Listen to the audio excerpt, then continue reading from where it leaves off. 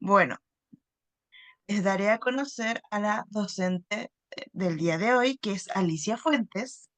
Es psicóloga, magíster en intervención psicojurídica y forense de la Universidad Diego Portales, magíster en investigación en psicología de la Universidad Alberto Hurtado, directora de la consultora Justicia e Infancia, además de ser la directora de varios diplomados en la DIPA, como el diplomado de enfoque derecho y protección de niños, niñas y adolescentes, el diplomado en abordaje psicosocio-jurídico en vulneración de derechos de niños, niñas y adolescentes.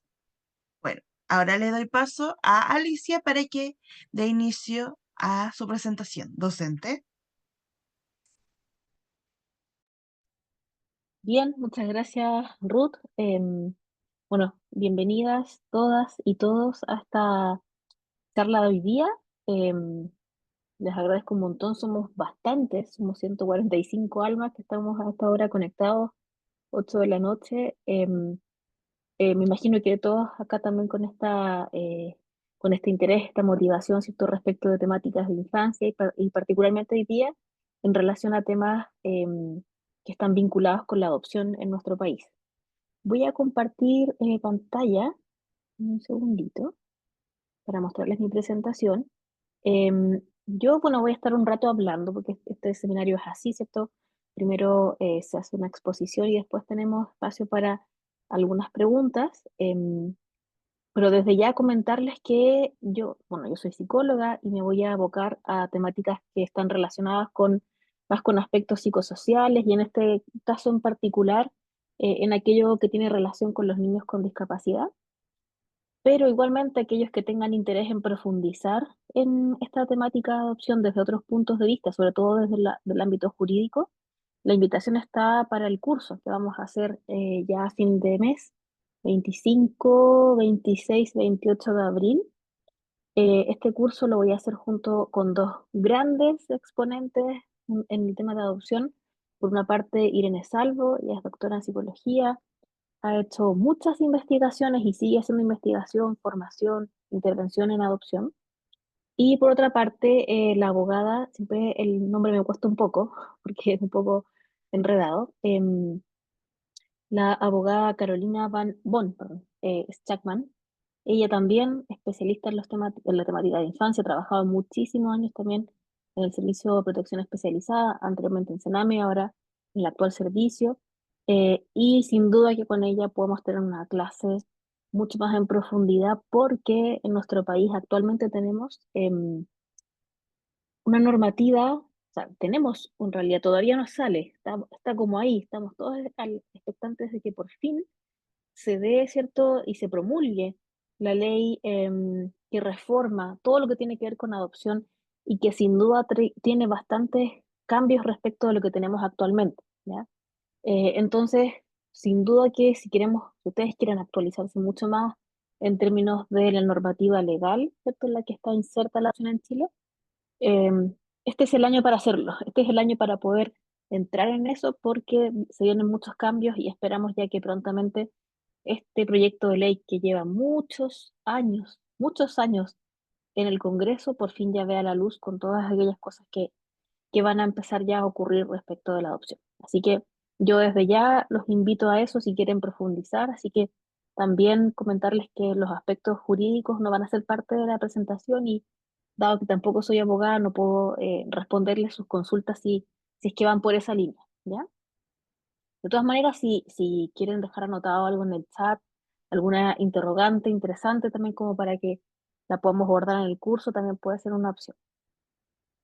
Bueno, este seminario lo titulé Adopción y discapacidad, reflexiones desde el derecho a vivir en familia.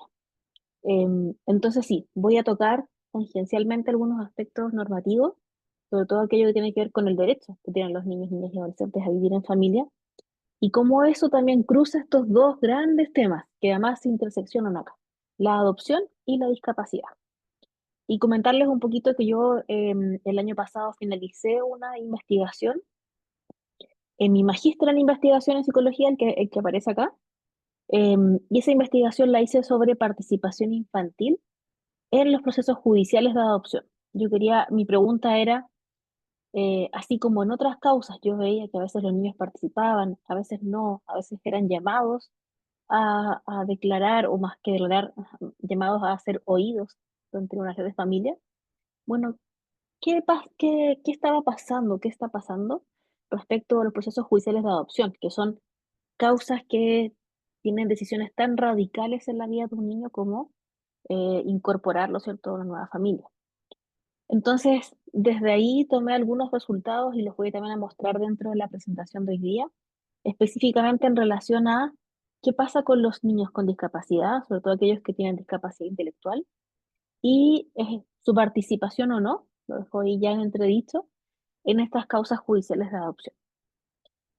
Y quiero comenzar primero con un video cortito.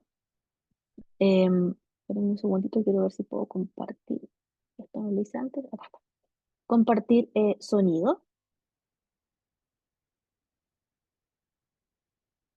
Ya. Me gusta que partamos con un video cortito que después de esta presentación también yo se la entrego a Vipa y queda disponible en la plataforma, así que por eso yo la entrego en PDF, pero siempre dejo el link de donde saqué el video para que también puedan ir a verlo directamente, en este caso YouTube. Ya. Voy a poner el video cortito. Si no se escucha, ustedes me avisan. Coco y Delia. Todo niño y niña tiene el derecho de vivir en una familia que lo ame, pero si esa familia tarda en llegar, puede haber otra que lo ame, proteja y acompañe también. Érase una vez un pequeño cocodrilo bebé llamado Coco, que se había perdido su pantano. Tenía hambre, sed y pena. Hasta le brotaban lágrimas de cocodrilo. De pronto apareció Delia, una canguro que lo encontró, lo tomó con sus patitas y tiernamente lo guardó en su bolsa. Delia lo cuidaría hasta encontrar una familia. Coco se quedó dormido dentro del saquito de Delia. En mucho tiempo no se había sentido tan cómodo y seguro. El tiempo pasó y Delia dedicó todo su cariño y esfuerzo para cuidar al pequeño Coco. No siempre fue fácil. Intentó enseñarle a saltar, pero los cocodrilos no saltan. A comer de los árboles, pero los cocodrilos no comen de los árboles. Pasó un tiempo y Coco se sintió protegido y feliz. Un día Delia y Coco paseaban por la selva y desde lejos lo observó una elefanta a la que le hizo mucha gracia ver al pequeño Coco saltar y pensó que también podría cuidarlo. Jugaron largas tardes Coco, Delia y la elefanta, y ahí fue cuando Delia, muy emocionada, supo con seguridad que esa elefanta era la familia que Coco necesitaba. Donar aquí es hacer posible que... Perdón, lo dejo hasta ahí porque luego aparece también información de la fundación que está a cargo de bueno, que hace esta pieza de difusión. Ustedes se fijan, es como que en un par de minutitos, como un minuto y medio que dura este video, eh, vemos familia de acogida probablemente, ¿cierto? La canguro, y luego también la elefanta que representa de alguna manera la familia adoptiva, ya de este niño, este hijo adoptivo que es el cocodrilo. Muy cortito, ¿cierto? Como para comenzar también em, y partir de alguna manera como sensibilizados respecto a esta temática. Me imagino que ustedes lo están porque claramente somos 162 personas, como que va aumentando la cantidad y eso me pone muy contenta que están aquí involucrados respecto de los temas de adopción. Bueno, algunos aspectos importantes. Primero, considerar que la adopción en Chile ha sufrido transformaciones. Hay un aumento además de las adopciones nacionales que señalan como más complejas, en el sentido de que tenemos niños, digamos, susceptibles de ser adoptados, que tienen diferentes orígenes sociales, étnicos, culturales. Pensemos, por ejemplo, en lo que ocurre con la migración en nuestro país, ¿cierto? Que es un fenómeno bastante, digamos, masivo, que también, por supuesto, que eso implica repercusiones a nivel de la adopción. Además, muchos niños sobre los 3 años de edad que también están siendo adoptados. Em, a diferencia de lo que uno podría pensar hace varios años atrás, actualmente más familias, más personas están dispuestas a adoptar a niños más grandes. No solamente esta idea de adoptar a bebés, a guaguas, ¿cierto? Cuando están más chiquititos, sino que también se está dando este fenómeno en relación a niños más grandes. y también con diferentes necesidades y particularidades. También se ha visto un aumento de adopciones de niños con origen racial distinto o diverso a su familia adoptiva, de mayor edad, lo que decíamos antes. También esto de grupos de hermanos.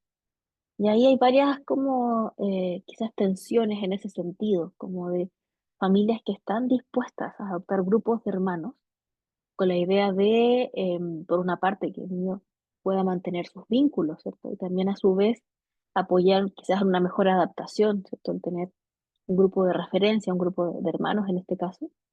Pero también hay algunas familias que por diversas razones, ¿cierto? No pueden hacer eso y no pueden adoptar, ¿cierto? Al grupo de hermanos o más de un niño.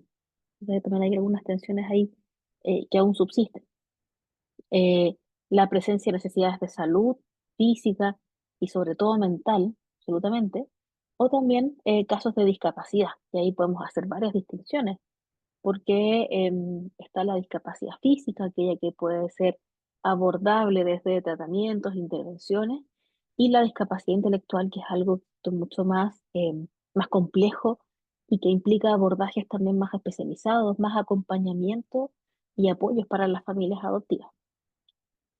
Y en ese sentido, haciendo un zoom y entrando ya a los temas de discapacidad, esta autora de Astegui plantea que a medida que aumentan las necesidades especiales, o sea, los requerimientos de mayor apoyo, apoyos más profundos en el caso de un niño con discapacidad intelectual, lamentablemente disminuyen las familias disponibles para hacerse cargo de esos cuidados. Em, Porque implica, la verdad es que bastante, implica bastantes cosas el hacerse cargo, cierto, a cargo o adoptar a un niño con discapacidad intelectual. Implica, además de lo que ya implica adoptar a un niño, las familias se dan cuenta que van a necesitar redes de apoyo, recursos materiales, recursos también afectivos, ellos mismos para poder, em, digamos, solventar lo que implica todo el tema de la discapacidad intelectual.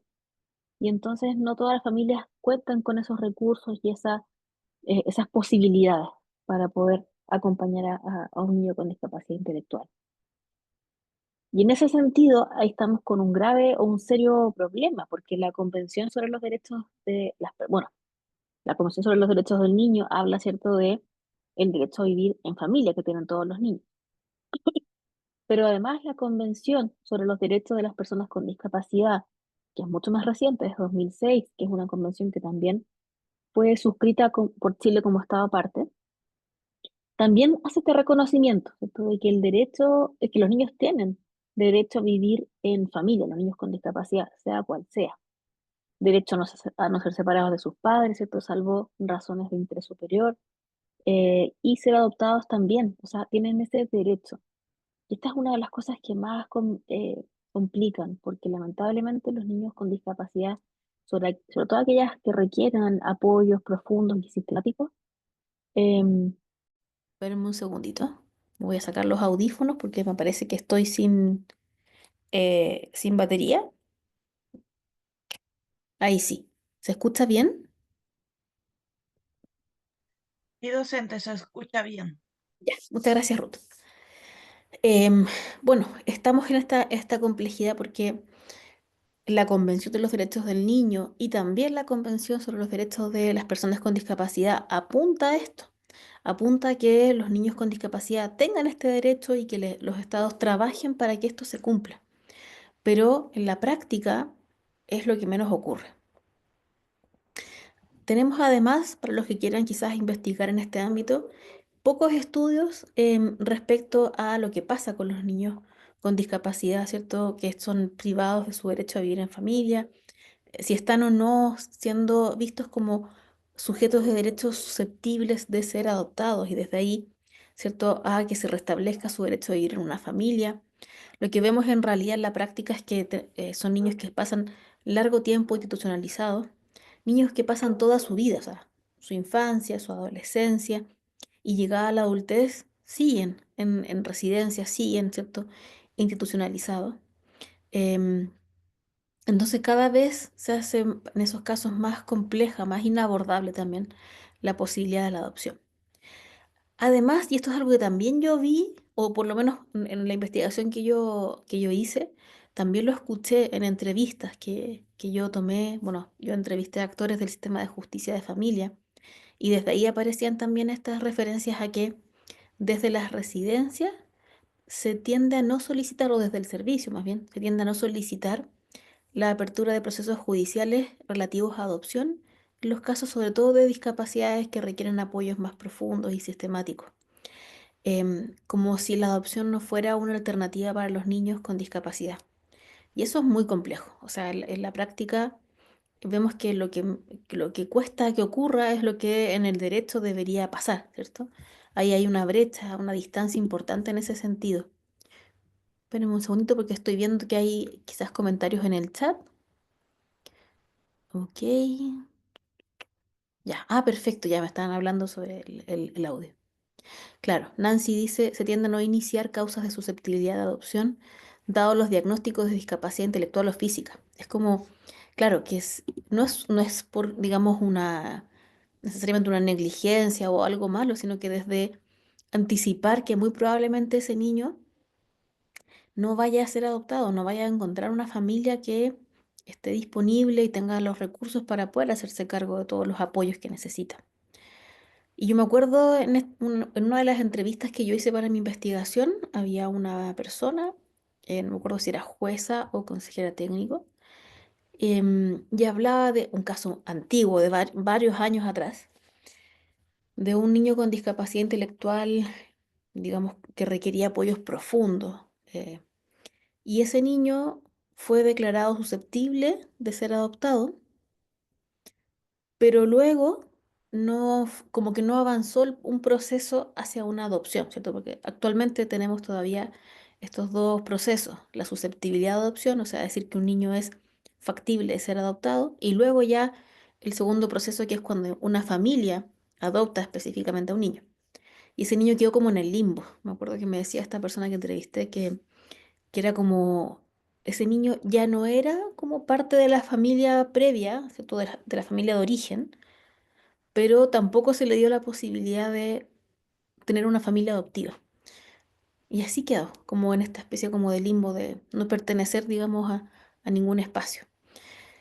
Aquí hay complejidades importantes en la práctica, ¿cierto? Que van más allá de lo normativo que nos indica algo, pero algo pasa en la práctica que esto no puede avanzar más allá. Yo creo que también tiene mucho que ver, bueno, con lo que vamos a ver ahora, que tiene que ver con lo que pasa con las familias en general.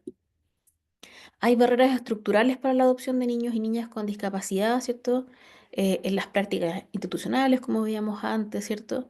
En los imaginarios sociales em, que impiden que los niños sean prioridad en los procesos de adopción, niños con discapacidad sean priorizados. Más bien al contrario, es como no, se piensa mucho, se duda mucho si van a ser, ¿cierto?, declarados susceptibles de adopción. Y también, por supuesto, las familias adoptivas tienen muchas inquietudes y dudas al respecto. Pueden no sentirse preparadas para adoptar a un niño, eh, tienen temor a lo que, digamos, a lo que tienen que enfrentar, no siempre tienen información clara respecto de diagnósticos, por ejemplo, y también la percepción de que no van a ser apoyados. O sea, que una vez que se concrete la adopción, por ejemplo, de un niño con discapacidad, después, ¿qué acompañamientos, qué apoyos va a tener a nivel estatal, de programas? No solamente en el tiempo posterior a la adopción, sino que a largo plazo, ¿cierto? Porque esto no es algo que sea solamente de un momento, es toda la vida en el fondo de ese niño. Y además de eso, como todo, se sumamos interseccionalidad, ¿cierto? No solamente el hecho de ser un niño, niña, adolescente, ser un niño con una discapacidad, sino que además se cruzan factores como sabemos que los niños institucionalizados pasan mucho tiempo en las instituciones, por lo tanto, son niños que también pueden tener, dice edad avanzada, pero edad avanzada, digamos, desde el concepto de infancia, o sea, como niños un poco más grandes, ¿cierto? Que pueden pertenecer a pueblos originarios, eh, institucionalizados de manera prolongada, y además también la interseccionalidad con la discapacidad. Y también hay otros elementos, también podríamos hablar, por ejemplo, de género. Todos estos elementos también hacen que sus posibilidades de vivir en familia y ser adoptados disminuyan drásticamente. Y acá también, por supuesto, que necesitamos hacer estos focos, ¿cierto? En estos factores en particular para poder entonces abordarlo con políticas públicas más específicas. Y también tenemos que conocer más, como yo les decía, no hay muchos estudios que aborden estas temáticas. Y yo quería contarles también un poco de, digamos, de esta experiencia que tuve yo de hacer esta investigación respecto de la participación de los niños y haciendo ya el foco en niños con discapacidad en los procesos de adopción, ¿cierto? Cuando son de alguna forma, digamos, están involucrados en estos procesos. Bueno, en general la literatura dice que la participación es escasa e instrumental. em, Sobre todo en aquellos, o sea, y además muchísimo menor la participación, o más bien nula, en aquellos niños que, por ejemplo, tienen algún tipo de comportamiento desafiante o que desafía, ¿cierto? Em, Niños con trayectorias prolongadas de institucionalización. Esto, entonces, lo hace más complejo. En general, los niños en la adopción, en la parte judicial, no siempre participan. Hay dudas, inquietudes respecto de niños, de si va a ser algo apropiado. Siempre está este dilema de protección versus participación, como que si hago que participe el niño, lo escucho, lo cito a una audiencia reservada, puede ser la verdad es que un proceso más dañino que adecuado, pero eso tiene que ver, por supuesto, con el tema de la participación. Bueno, y también, por supuesto, los niños con discapacidad tienen dificultades para poder participar, barreras que le impone más bien el sistema de justicia, ya no porque en sí mismos tengan ciertas dificultades. Y entonces esto genera experiencias de exclusión, que los niños con discapacidad ya las han vivido. Muchos niños em, son, digamos, vulnerados en sus derechos en sus familias de origen a propósito de la discapacidad. Y es esa misma condición la que después también los excluye de ser susceptibles de adopción o de participar ya directamente en los procesos cuando ya eso ocurre. Entonces yo les quería comentar un poquito de lo que yo pude ver en esta investigación. Me parece interesante también poder mostrar digamos, cuando se puede investigar, poder mostrar también y hacer difusión de esto, dado que no, como no tenemos tanta evidencia en nuestro país, poder entonces difundir también. Y bueno, las tesis de pregrado, digamos, postítulo, de posgrado, son también posibilidades de investigación. Y yo la tomé en el ámbito de mi magíster, pero también dentro de un proyecto Fondesit, justamente de una de las docentes con la que voy a estar en el curso, con Irene Salvo.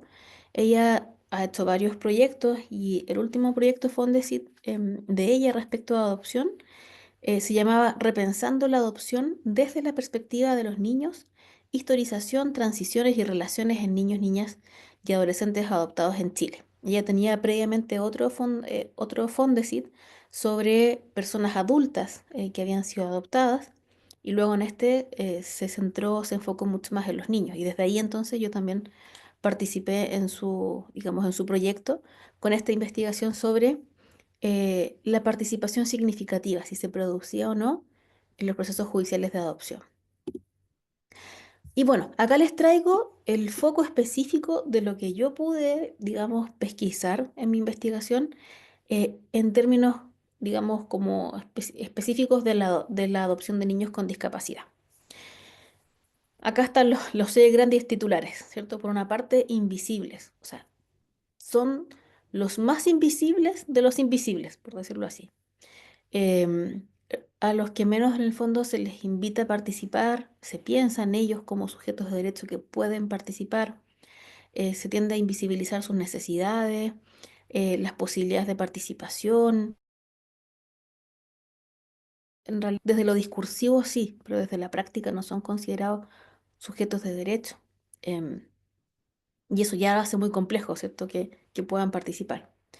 Además, también se percibe como muy engorroso hacer ajustes. O sea, en general, el sistema de justicia de familia, y lo digo muy responsablemente porque he trabajado muchos años en eso, em, algunos jueces sí, algunos tribunales sí, consejería técnica, propicia la participación de los niños, pero en general no es algo que sea homogéneo y cuesta que los niños participen en el sistema de justicia de familia, más aún en el caso de los niños con discapacidad y más aún si esa discapacidad es intelectual, porque por ejemplo si es una discapacidad física o sensorial, eventualmente las barreras son más abordables versus la discapacidad intelectual donde básicamente se concibe que ese niño no es capaz de participar porque no comprende el proceso, porque no va a poder dar cuenta de sus experiencias o de sus opiniones, entonces no es un sujeto válido para poder participar.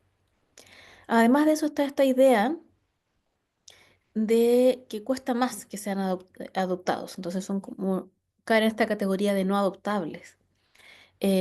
Puede considerarlos el sistema y aquí yo en las entrevistas recogí información que hablaba de que a veces es el sistema de justicia el que no los ve como adoptables, a veces son las residencias las que no lo ven de esa forma, entonces de alguna manera son niños que no son considerados como, sí, efectivamente alguien los va a querer adoptar. Entonces, siguen institucionalizados.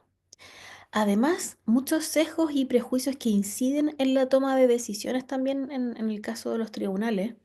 Y acá les traigo una viñeta de un consejero técnico que estuvo en un caso de adopción de una niña con discapacidad intelectual, un niño creo, con discapacidad intelectual, una familia que quería adoptar a un niño con discapacidad intelectual y cuando termina el proceso y está en la audiencia de juicio, ya una vez que el juez dicta sentencia, efectivamente el niño es adoptado por esta familia, así como off the record, como ya terminando la audiencia, le dice, les preguntó a la familia por qué querían llevarse ese cacho a la familia, o sea, a la casa, perdón.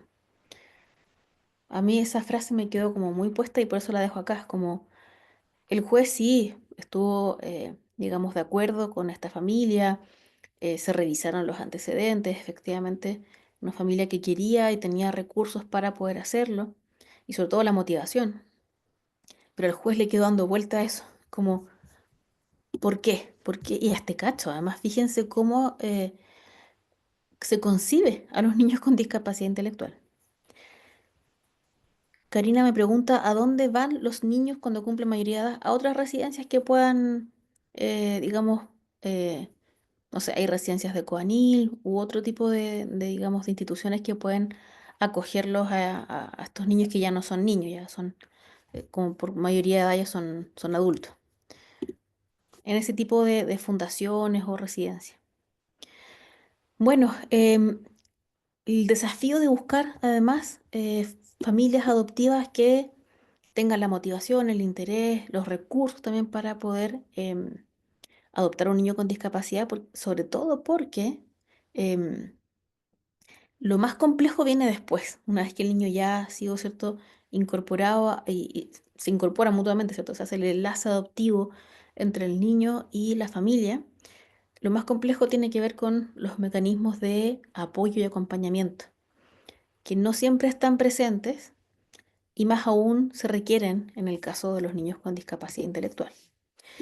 Y otro aspecto importante que también apareció, María Paz Aliaga me está rayando la pantalla, no lo desactivé antes.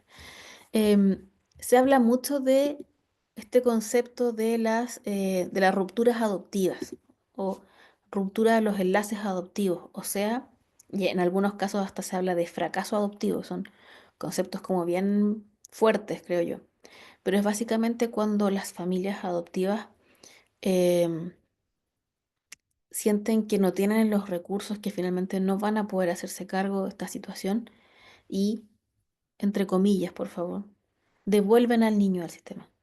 Y lo que ocurre ahí es básicamente que hay un nuevo abandono. O sea, no es que, porque esto no es como ir a comprar algo y después yo lo voy a cambiar si no lo quiero, ¿cierto? Esto no es devolverlo simplemente, sino que tiene que ver con otra experiencia de vulneración de derechos, en este caso, a propósito de la familia adoptiva. Y eso implica reinserción en una institución donde probablemente ese niño no salga nuevamente para ser adoptado. Estaba viendo en el chat, hay pequeño cotorengo también. Hay algunas instituciones que pueden acoger a niños con discapacidad intelectual cuando ya llegan a la adultez.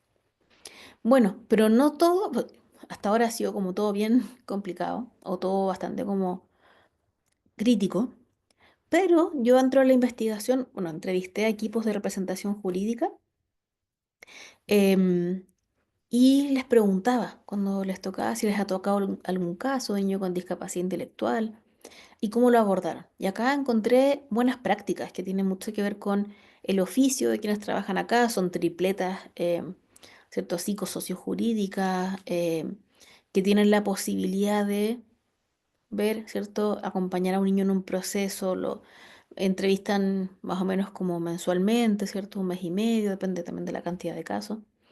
Y por ejemplo, acá les traigo un ejemplo de cómo el juego permitió que ese equipo se pudiese vincular con creo que era una niña con discapacidad intelectual. Entonces, eh, un psicólogo, ¿cierto? De esta tripleta, dijo que había, o sea, que finalmente lo que hizo esta tripleta fue transformar la entrevista como un espacio de diálogo de cómo has estado, cuéntame de esto, no sé qué, como algo más como desde lo verbal a sesiones de juego, donde como que se iban conociendo a las niñas, iban viendo cuáles eran sus gustos, llevaban entonces algunos juguetes y a partir de los juegos se empezaban a vincular mucho más en profundidad. Y la niña poco a poco, mientras jugaba con ellos, empezó a hablar de a poquito.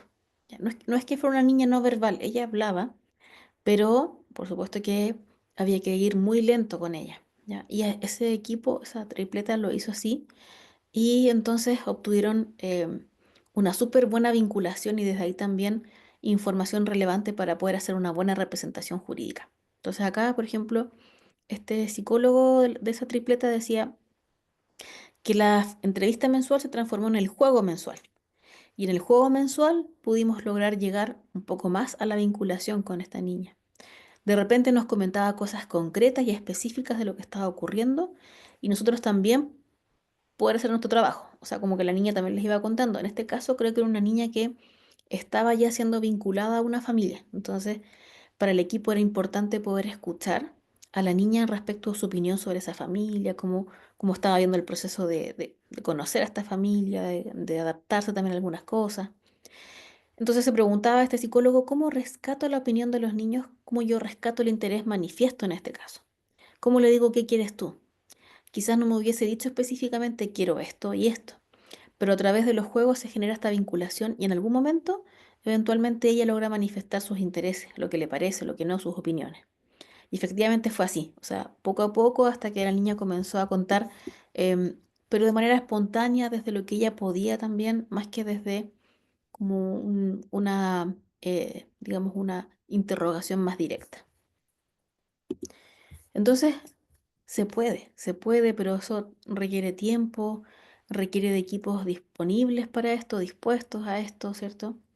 Em, y acá tenemos otro ejemplo también de una niña con discapacidad intelectual que había tenido procesos anteriores de adopción fallidos, o sea, se había vinculado a una familia y finalmente después esa adopción no había prosperado.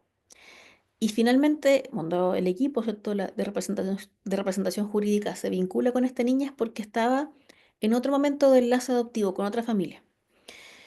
Eh, y acá para ellos fue importante poder escuchar lo que la niña tenía que decir en sus tiempos, en su forma, respecto de las otras situaciones de adopción fallida. Entonces acá dice, tenemos una niña que tiene una discapacidad intelectual moderada o que requiere apoyos moderados y la vamos a ver también mensualmente. De hecho, ella recientemente fue adoptada. Esfuerzo exitoso en ese sentido. Una niña de 10 años. ¿Recuerdan que hablábamos niños más grandes? Pensábamos que no iba a ser adoptada. Tuvo procesos fallidos de adopción. Entonces, en ese sentido, como que consideramos que iba a ser difícil, además por su condición, por la edad, por varios factores. Y finalmente igual se dio, considerando este proceso fallido, que llegamos a uno nuevo y ahora ya está adoptada. Y en otro momento de esa entrevista planteaban que, por ejemplo, la niña mientras jugaba y en este espacio, digamos, de mensual que tenían de interacción con ella, la niña contó, por ejemplo, que ella en la familia anterior algo había pasado que no le había gustado, pero cosas como cotidianas. y empezaron también a recoger eso y son aspectos valiosos a la hora de pensar en también cómo hacer estos procesos de enlace, ¿cierto? De cuando el niño se conoce, ¿cierto? Con la familia adoptiva, este proceso como de ir acompasándose, conociéndose, ¿cierto? Y vinculándose. Entonces, por supuesto que si una niña que ha tenido procesos anteriores que no han sido fructíferos, es bueno conocer su opinión respecto de qué pasó, ¿cierto? ¿Cuál es la mirada de ella respecto de aquello? Bueno, algunas recomendaciones para la política pública en general. Em, por supuesto, la necesidad de un enfoque inclusivo en las políticas de adopción. Em, Esto también, por supuesto, va a estar desde el punto de vista ideal. Nuevamente, como que vuelvo a la parte más discursiva y por supuesto que es importante tener esa mirada de, bueno, los niños son siempre diversos en su grupo, ¿cierto? Cuando hablamos de niños no es un colectivo homogéneo. Y en el caso de los niños también, que pueden ser adoptados, lo mismo. Entonces, pensar también qué apoyo, qué se requiere específicamente para los niños con discapacidad, y sobre todo aquellos con discapacidad intelectual o que requieren apoyos más profundos.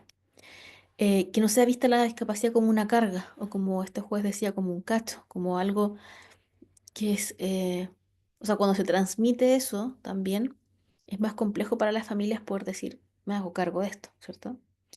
Y ahí, o sea, ahí entonces hay que ver qué ajustes se requieren, qué apoyo es todo razonable. Y también eso, por supuesto, que tiene que trasuntar a los procesos de evaluación de idoneidad. Aún se llaman así, con la ley que debería salir, ojalá pronto este año. Ya no se llaman procesos de evaluación de idoneidad, sino que son más bien procesos de formación en paternalidad o en parentalidad adoptiva.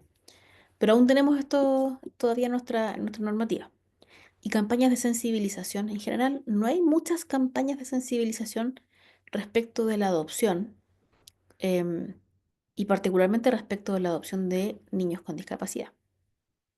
Otro punto importante que también está abordado en la ley, sobre todo el proyecto de ley que esperamos salga este año, tiene que ver con los apoyos posadoptivos, ¿cierto? El acompañamiento posadoptivo. Y acá es fundamental. Si en todos los casos de adopción es importante, aún más en los casos de discapacidad, porque sabemos que ahí se pueden producir rupturas de todos los enlaces adoptivos.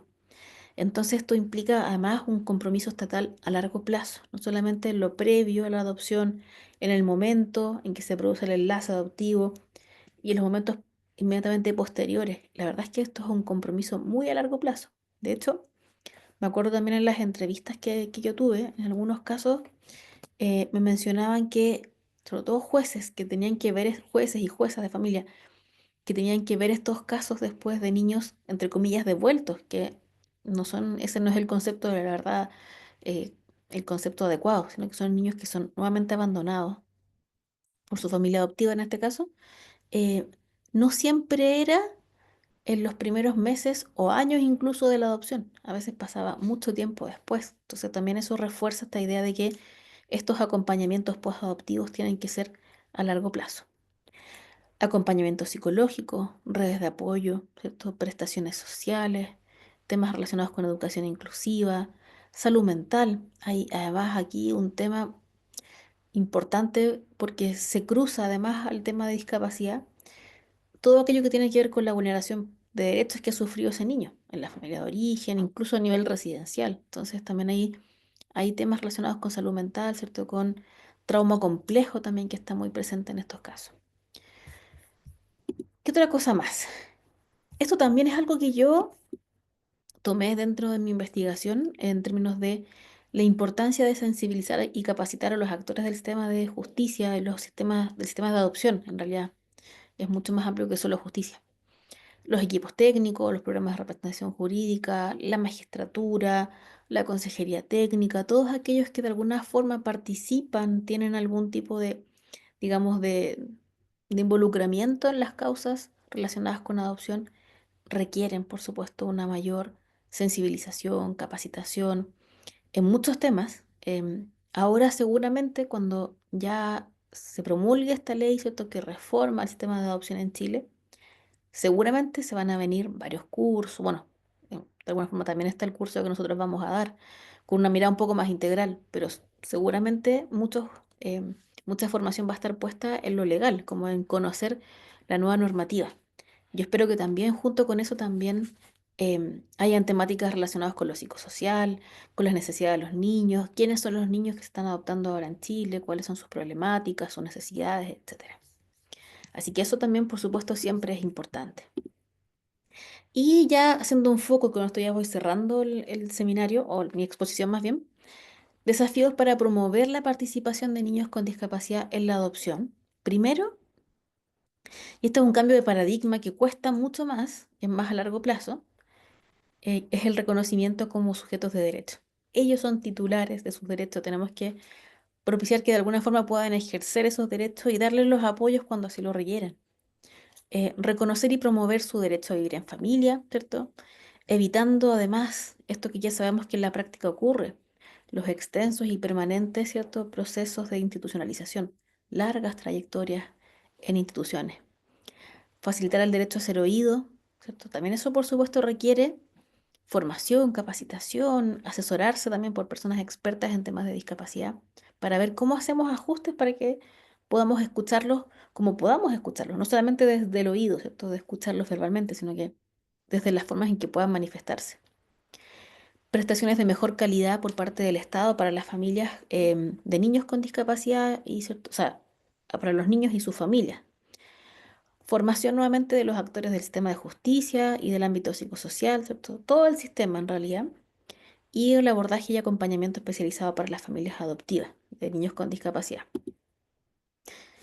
Bueno, en todos los procesos, yo siempre termino con esta ilustración, no es solamente por la adopción, pero en general deberíamos siempre propiciar que los procesos en los cuales participen los niños, más aún en la adopción, que es un proceso tan radical de tanto cambio en la vida de un niño, sean procesos respetuosos, donde sean escuchados, sean transparentes, incluyentes, y ahí quizás me faltó poner como más énfasis ahí, porque esto tiene que ver sin duda con inclusión, pertinentes, informativos y responsables de lo que implica este proceso para la vida de un niño. Bueno, nos quedan todavía unos minutos antes de las 9. Por mi parte, finalizo la presentación, pero también damos espacio para preguntas. Pensábamos en unas 3 preguntas aproximadamente. Espero poder responderlas también. Em, tengo manitos levantadas. Tengo a Sí, Vito. Sí. Ay. soy yo. Oh, perdón, es que no Sí, te veo. no se preocupe. Ya, Vito está levantado, entonces le voy a dejar el pase para que abra su micrófono. Hola, la verdad es que Vito. lo mío ojalá no cuente como pregunta porque es muy corto. Era si podía repetir el nombre de esta nuestra nueva ley que dijo que va a llegar, o sea, que va a haber en Chile, O que sea, no no, tiene un... El nombre, la verdad es que no lo sé exactamente, por eso yo les decía al inicio que no tengo todos, digamos, los conocimientos desde el punto de vista legal, pero es una reforma al sistema de adopción en Chile.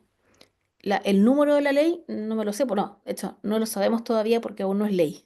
Todavía es proyecto, pero está en la etapa final. Entonces, aún no reforma el sé sistema exactamente cuándo va a estar promulgada y ahí va a tener un nombre y va a tener un número de ley. Sí. Por ya, ahora es la eso era. reforma, sí, por ahora es la reforma al sistema de adopción en Chile. Es como el titular, digamos, de esto. Bueno, perfecto, eso era. Muchas gracias. Ya. Ahora está Paulina Pacheco. ¿Aló? ¿Aló? ¿Aló? ¿Me escuchan? Sí, Paulina. Sí. Hola, buenas tardes. Bueno, primero que todo, agradecer la instancia, Alicia, por parte de usted en representación de ADIPA, porque, bueno, yo escuché atentamente y es como si me remembrara bastantes años atrás muchas reformas, muchos procesos que se lanzan como políticas de Estado y en el fondo, en el camino, se va arreglando la carga, ¿ya? A mí me preocupa mucho y por eso agradezco la instancia, porque esto aún ni siquiera se ha promulgado como ley y lamentablemente hay cuestiones, por ejemplo, respecto de la ley cuando se cambia los infractores de ley, hasta esta reforma procesal penal, hay todo un tema, todavía hay escollos en eso a pesar de esto que fue el año 2000, los 2000. Entonces, ¿qué se está haciendo a nivel, ustedes saben, han tenido conversaciones, no sé si habrá en el seminario algún abogado, ojalá del programa Mi Abogado, cómo están viendo ellos esta inclusión? Porque esto es muy relevante porque uno se encuentra con que ya los chicos que, entre comillas, son más adoptables sin ninguna característica de discapacidad, sin ningún problema mayor, entre comillas, tienen mucha dificultad por ser adoptados. Y de hecho los tribunales no consideran mucho esta inclusión. Ya tiene que nacer, es casi pensar que de repente una persona, un matrimonio, plantea al tribunal, pasa por todas las evaluaciones, hace todos los planteamientos, se le visita, se le invade de alguna manera su intimidad y después muchas veces queda en nada.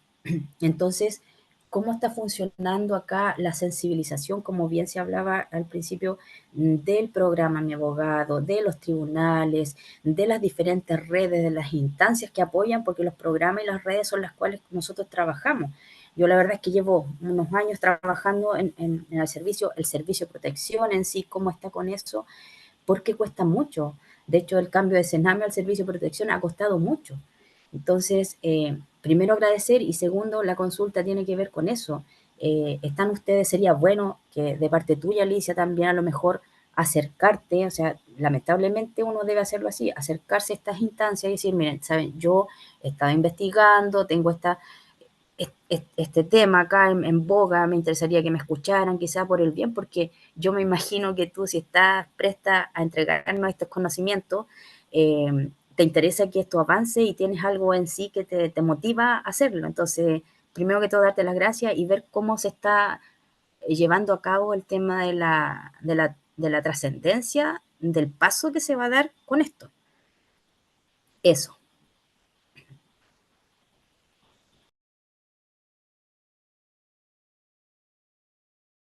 Ay, estaba sin, perdón, Paulina, estaba sin micrófono. Uf, qué bueno, alguien ahí, Emma, puso el proyecto de ley, ¿cierto? Que hace esta reforma al sistema de adopción en Chile. Y ahí está toda la tramitación. Sí, yo, dice Emma. Muy bien, muchas gracias. Ese boletín extenso.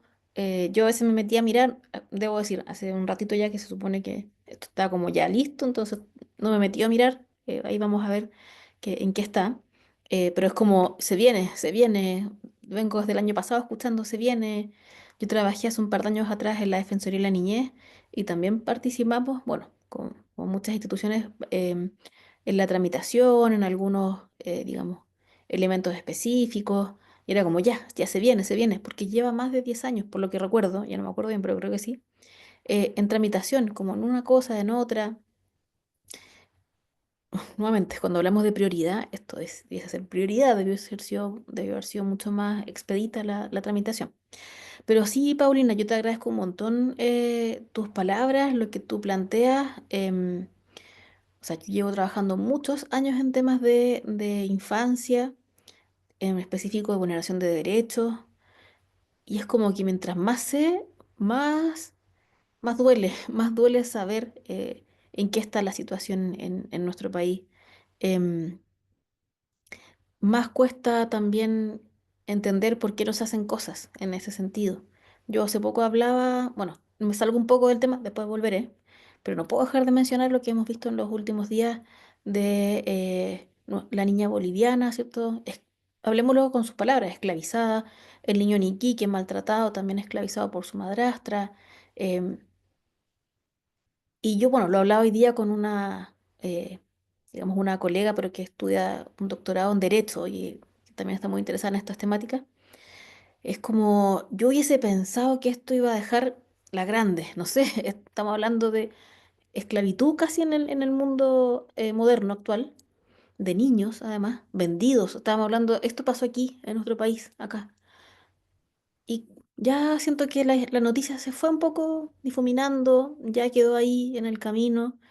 Eh, entonces eso muestra lo que cuesta avanzar en estas temáticas, sin duda que sí. Y por eso me engancho de eso, Paulina, porque en el ámbito de adopción lo mismo. O sea, yo había estado viendo muchas temáticas de infancia, sobre todo temas, por ejemplo, relacionados con abuso sexual, maltrato, y cuando entré en el ámbito de adopción, entré con la gran pregunta de ¿qué pasa en estos casos? Como porque sabía mucho de medidas de protección o lo que pasa en el ámbito penal, ¿cierto? Con niños que han sufrido delitos sexuales.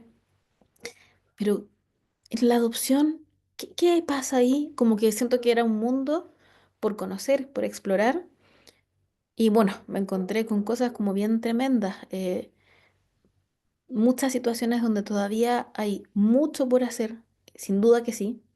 En general, como decía Paulina, o sea, en general para la participación de los niños, pero niños migrantes, niños con discapacidad, niños que tienen problemáticas de salud mental súper complejas, como que quedan siempre, digamos, a la cola. Entonces sí, sin duda que sí, Paulina, hay que hacer más por este tema, mucho más. Y no hay tanto, y es algo que yo me sorprendí cuando entré a este mundo de la adopción hace un par de años, que no hay mucha gente investigando en esto. Es como casi como te diría un poco como un tema tabú, como que no se ve mucho, no se visibiliza y sin duda que hay que hacerlo. O sea, el poder instalar estos temas en ADIPA o en la academia o digamos en donde sea son fundamentales, es fundamental. Y creo que todavía nos falta mucho en términos de promoción, de promover también, ¿cierto? Eh, Creo que se ha hecho más en términos de las familias de acogida, que me parece súper bien. Como que eso lo he visto mucho más como en el común, digamos, de lo cotidiano, pero me falta un poco más respecto del ámbito de adopción, sin duda que sí, como ir un poco más allá. Sí. Estoy aprovechando de mirar algunos comentarios por acá. Em, Muy bien. María Paz Aliaga, te conozco de nombre. Sí, buenísimo. Yo quería también dar una reflexión respecto de, bueno, lo que yo pude ver cuando investigué. Y los programas de representación jurídica, como los que tenemos actualmente, ¿cierto? Tenemos PMA, Programa Mi Abogado, sobre todo ese programa porque ve casos de mayor complejidad, pero también la niñez y la adolescencia se defienden, han ido de alguna forma corriendo el cerco. Un aspecto que yo pude detectar en mi investigación, que era un aspecto diferenciador en términos de participación, era el equipo de representación jurídica de PMA. Hacía esa diferencia en términos de que había más participación o se instaba más para, entonces sin duda que ese tipo de, por ejemplo, de dispositivos, tipo de políticas públicas que se instalan son necesarias, hay que cuidarlas, ¿cierto? No sobrecargarlas también, porque la idea es que puedan efectivamente cumplir con su propósito y llevar mucho más allá o instar más allá a la participación infantil en ese sentido. Estoy mirando algunas cositas antes de irnos a la última pregunta, Ruth. Em, mm, Hay cosas que también entre ustedes mismos se responden, así que paso. Mariela dice, una vez me dijeron que el tema de discapacidad no es muy atractivo porque el impacto es mínimo en comparación a otras áreas. Uf, yo también, o sea, lo pienso así. Yo desde hace un par de años que entré en el mundo de la discapacidad, muy humildemente porque sabía mucho de otros temas, pero en términos de específicamente de infancia con discapacidad y sobre todo discapacidad intelectual no sabía mucho y yo dije, hay que estudiar, hay que involucrarse. Llevo un tiempo también trabajando con mi CARE, donde yo he podido aprender muchísimo desde cómo ocupar adecuadamente los conceptos, a entender mucho más de lo que implica la discapacidad y hacer ese nexo también con el acceso a la justicia. Y sí, en general como que el tema de discapacidad es como un nicho muy, muy pequeño. De hecho, bueno, hoy día estaba viendo un tema también subir un paper a una revista y me pedían revisores. Entonces yo decía, a nivel nacional no hay mucho, en términos como de investigar mucho más, de poner el tema en la palestra. Así que sí, Mariela, concuerdo contigo, como que hay muy poco, yo pensé que iba a ser un mundo mucho más amplio en términos como de muchas personas trabajando en esto para poder fortalecer programas, para poder investigar mucho más, pero no hay tanto, no hay tanto como lo que yo pensaba en realidad. Bien, voy a avanzar un poquito más. Sí, los curadores son muy importantes, sin duda que sí. Estoy mirando. Yo creo, Ruth, que vamos a la última pregunta porque tampoco quiero demorarlos más y que vayamos al sorteo. Mientras yo miro aquí. Ya. La última pregunta sería de Carla. Lamentablemente, las otras preguntas se tienen que quedar para el curso. Muy bien. Hola, ¿cómo están? Buenas noches. Hola, Carla. Eh, yo soy técnico en trabajo social. Yo trabajé en una residencia y a mí este es un tema que me toca mucho porque yo vi por dentro el dolor que viven estos niños, niñas y adolescentes y más cuando tienen algún tipo de discapacidad o condición para mí. eh, es terrible ver que la sociedad se olvida de ellos, que no los toman en cuenta, porque uno dice, ya, ¿qué va a pasar que después cumplen los 18? Son muy pocas las residencias que los pueden tener hasta los 24 años, según la patología que tenga el niño, niña o adolescente, porque uno igual les tiene que brindar un apoyo para que tengan un mejor futuro. Pero es muy fuerte porque ellos no se dan con cualquier persona. Mm, A mí me costó mucho trabajo como técnico lograr que niñas que eran muy agresivas, o sea, agresivas en pegarle a las educadoras de trato, conmigo no lo hicieran, sino que a mí me tuvieran un respeto, que me quisieran, que tía, yo quiero que esté la tía Carla, que yo quiero que no venga nadie más que no sea mi tía Carla, porque yo tengo un contacto y un cariño con ellas único. Entonces, ojalá esta ley de la que se está hablando salga y también se vea en más seguridad es como el a quién le entregamos a estos niños, porque ellos no son un regalo, no son un paquetito que uno deja y después se devuelve. Ellos son mm, seres humanos, pensantes, con sentimientos. Entonces, creo que en el área social y psicológica, tanto como los terapeutas ocupacionales, como los compañeros que son psicólogos, existe un trabajo tan grande para demostrarle a la gente y a la sociedad que estos niños, a pesar de todo, pueden salir adelante, pueden surgir y llegar a convertirse quizá el día de mañana en colegas de nosotros, en grandes profesionales. Pero necesitamos que el Estado se ponga las pilas y que cuando ya esté publicado en el diario oficial, que es cuando ya es ley, es ahí cuando ya es ley esta ley, cuando ya está en el diario oficial, no quede solo ahí plasmado, sino que en realidad se haga una realidad. Y yo le mm, agradezco esto porque me abrió mucho el corazón y de hecho me emociona porque yo veo el dolor de esas niñas y las quiero tanto, casi como si fueran mis hijas. Entonces estas cosas a uno lo ayudan como profesional porque dice, no soy la única, hay más gente que está preocupada de estos chicos y estas chicas para poder hacer un buen trabajo. Así que le agradezco de antemano esta, esta participación, el poder haber aprendido, perdón, y ojalá esto no se quede solo en palabras y lo lleguemos a hacer realidad. Así que muchísimas gracias. Ay, Carla, también como que me sobrecogiste con todo lo que tú comentas, porque además, bueno, traes también la experiencia, ¿cierto?, del trabajo directo. Em, sí, o sea, hay tantas cosas ahí que pudiese tomar de lo que tú señalas, y el tema es que seguramente los que estamos acá, 184 personas, cada vez que miro somos más. Buenísimo. em, Tenemos alguna forma cierta sensibilidad respecto a estas temáticas, y lamentablemente lo que uno ve es que muchas veces recae en nosotros mismos, los que trabajamos en este ámbito psicosocial, jurídico, el ponernos como un poco el peso sobre los hombros, ¿cierto? Y tenemos muchos casos y aún así nos involucramos y tratamos de hacerlo lo mejor posible y tratamos de poder, ¿cierto?, brindarles en general a los niños con los que trabajamos lo mejor, la mejor de nuestras herramientas, pero a veces también chocamos con barreras estructurales también. Y me queda con solo una cosa que anoté de lo que tú decías. Estos niños no son un regalo, ¿cierto? O a veces cuando uno dice, no, es que son angelitos, son un regalo de Dios, son sujetos de derecho.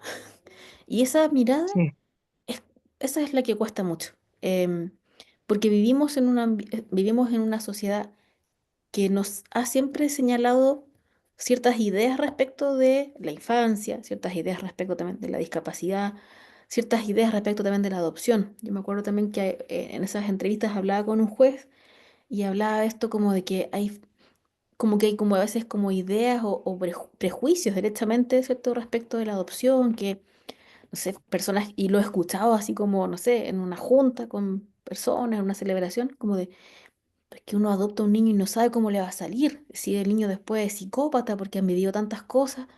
Y esas ideas son prejuicios y creencias que se van también de alguna forma transmitiendo socialmente.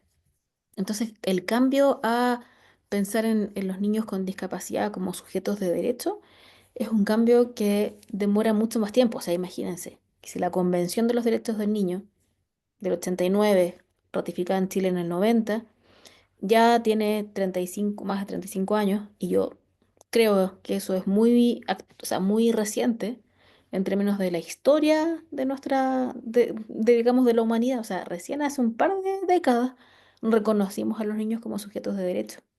Y recién hace menos de 20 años, esta convención sobre los derechos de las personas con discapacidad también hace como un refuerzo de esa idea de, ojo, los niños con discapacidad son sujetos de derecho, tienen derecho a vivir en familia, hay que propiciar, tenemos que buscar herramientas para que eso ocurra. Y tenemos diagnósticos, y los tenemos más o menos claros. O sea, en lo que yo les muestro de mi investigación y muchas otras cosas más que también podemos ver e incluso suponer pensando en la realidad de la infancia en Chile. Entonces, ¿qué hacemos? Es como tomar acción. Pero a veces cuando pienso como en casos bullados que son conocidos y después olvidados, bueno, ahí digo que hay mucho todavía por trabajar, sin duda que sí. Bueno, pero no quiero dejarlos tan abajo. Quiero dejarlos invitados a pensar que todavía tenemos mucho por hacer acá. Sin duda que sí, que han habido avances, y yo nuevamente quiero reconocer aquellas personas que trabajan en los programas de representación jurídica, los nuevos programas que tenemos en Chile, yo sé que tienen muchos casos y están, como todos los que trabajamos en infancia, a veces tenemos una avalancha de casos, pero en la práctica, y lo reconocen los mismos jueces, consejeros técnicos también, han hecho un cambio, han empezado a hacer cambios respecto de la participación infantil, de reconocer, ¿cierto?, la voz de los niños como partícipes también en los procesos. Así que, bueno, hay cosas que se pueden hacer en la práctica. Vemos que hay, no solamente quedarnos con, pucha, qué mal estamos, sino que, bueno, ¿y qué estamos haciendo bien para tomarnos de ahí para poder seguir haciendo otras cosas? Así que invitarlos a eso. Ojalá también, bueno, hay alguien de acá que se va a ganar una beca, que la van a hacer, van a hacer el sorteo ahora, así que nos vamos a ver después en el curso. Es un curso que no es tan extenso, son 3 clases. Así que los invito a quienes puedan, a quienes tengan interés y quieran profundizar y quieran sobre todo poder resolver sus inquietudes respecto a este proyecto de ley que ojalá pronto sea ley. Los invito entonces a que nos veamos después a fines de abril en este curso. Ruth, te entrego de vuelta el micrófono, pero antes me quiero despedir. Em, Se me fue... Ah, gracias, Emma. Sí, mira, tocaya, Emma Alicia. Sí, nos vamos. Yo estoy en varios diplomados tratando ahí de trabajar en todo lo que se pueda respecto de infancia, difusión. Bueno, en eso estamos. Así que invitadísimos, invitadísimas a seguir en estos temas. Agradecida también del interés. Somos un montón, 185. Ahora imagino que todos expectantes, ojalá con ganarse esa beca, y los que no, ojalá también nos podamos ver más adelante. Eso, Ruth, y por mi parte me despido. Buenas noches y mucha suerte en el sorteo. Muchas gracias, docente, por su seminario. Igualmente les recuerdo que tanto yo como se me olvidó el nombre, la señorita que habló al comienzo, le Nada. dejamos un link para que pudieran tener más información sobre el curso, al igual que un descuento. Ya está el link en el chat, entonces búsquenlo. Bueno.